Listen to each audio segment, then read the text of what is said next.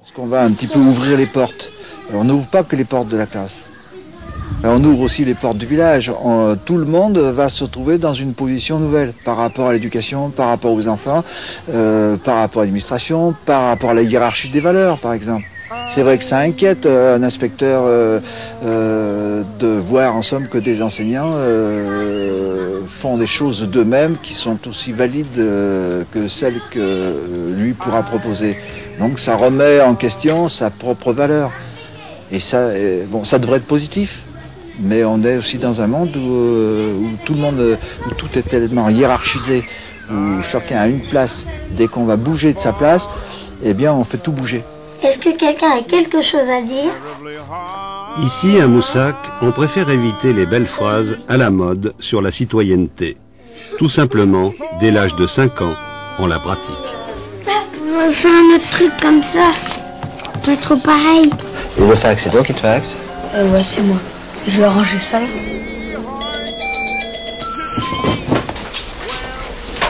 Allô? Oui, bonjour, c'est pour un fax. D'accord, c'est parti. Merci. Depuis 35 ans que je fais ce métier, j'ai jamais vu se reproduire la même chose. Plus en somme on veut organiser d'une façon systématique l'interactivité, moins on réussit. Elle nous échappe en somme. On tombe là dans le domaine de la complexité. Et la complexité, on ne peut pas la maîtriser. La complexité, on peut la permettre, il faut surtout l'accepter. 10 plus 10. 10 plus 20 plus 10.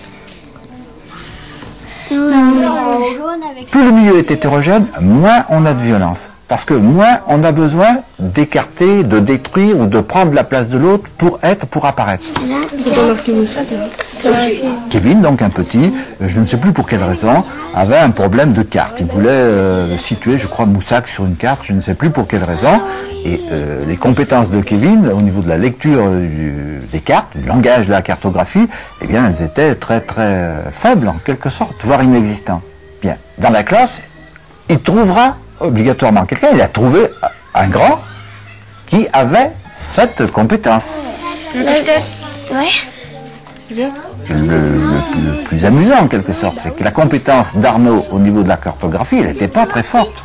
Et comme c'est un petit qui va la solliciter, il n'y a pas de jugement pour lui, il n'y a pas de jugement possible, il est tranquille. Ouais, après Moussac. Mais on peut pas faire une photocopie de ça, bah si. Il était reconnu, lui. D'ailleurs, on le voit presque sur son visage. Moussac. Et puis ce qui est curieux, c'est que c'est pas à sens unique, parce que c'est Kevin qui dirige les deux autres. Ce qu'il n'aurait jamais osé faire avec moi. Une grosse engin. Bah attends, on va en avoir une, tu verras mieux. C'est plus écarté. Ah mais c'est celle-là qu'il faut.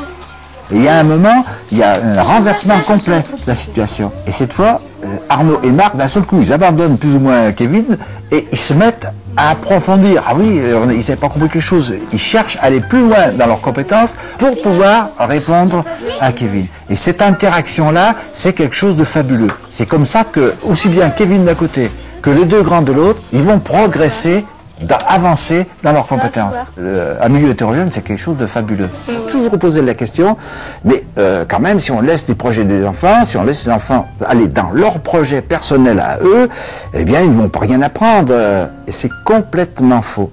C'est complètement faux. C'est quand eux, on veut les faire rentrer dans nos projets à nous, alors à ce moment-là, c'est stérile. Ils essayent de nous faire plaisir et ça ne va pas plus loin. Mais à partir de leur projet, ils vont tout faire. Si l'enfant n'y arrive pas, il y a échec scolaire. Il n'y a pas échec scolaire de l'enfant. Il y a échec scolaire de l'institution, de l'enseignant, mais pas de l'enfant.